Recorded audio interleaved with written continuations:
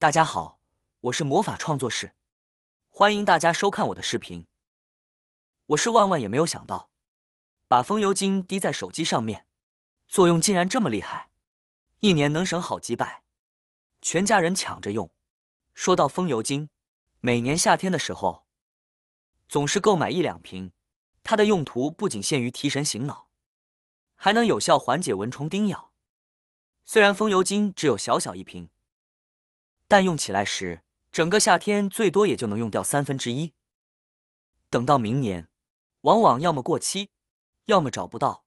接下来，我将分享一些继续利用风油精的方法。如果您家中也有不少闲置的风油精，可以仔细参考哦。第一个神奇用处，很多朋友家里都有各种胶水，尤其是502胶水，几乎每个家庭都会备上一小管。它常用于修补鞋子开胶的问题，给我们的生活带来了很多便利，也节省了不少钱。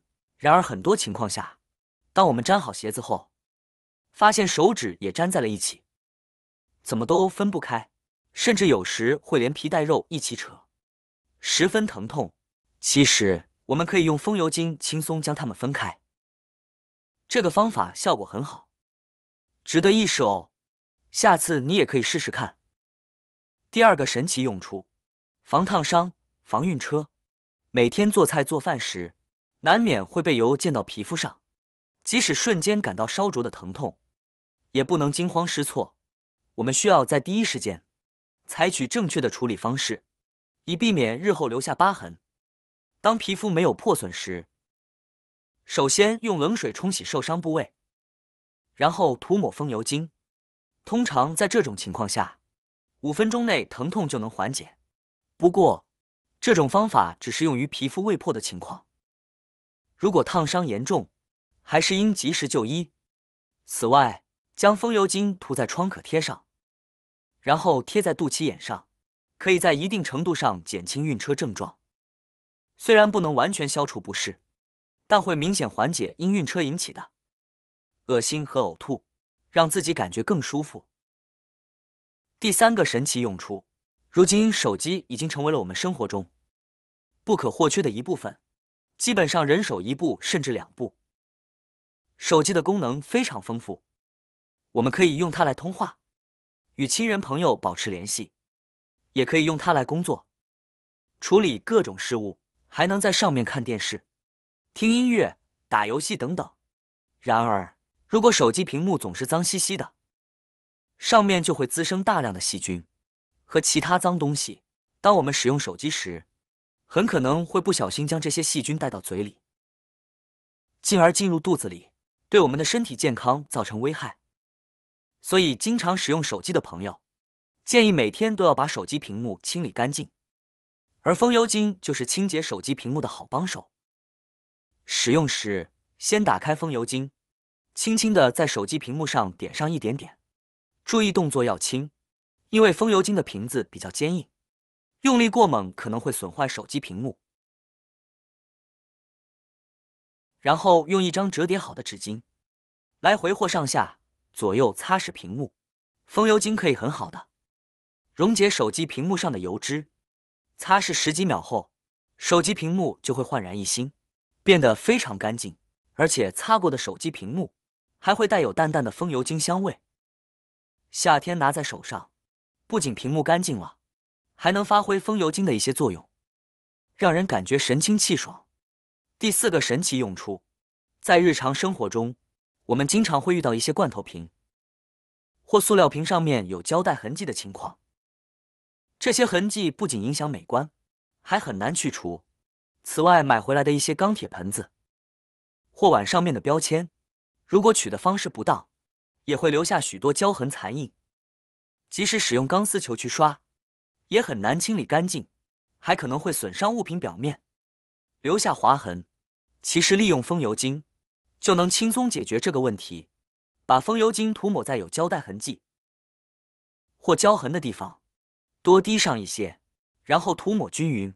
由于风油精含有大量的油分，且具有很强的渗透性，能够很好的软化胶带残留。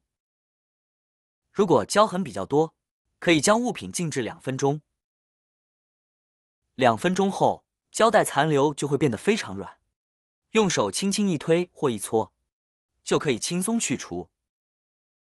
最后用毛巾或纸巾轻轻一擦，物品表面就会变得干干净净，一点痕迹都没有，就像新的一样。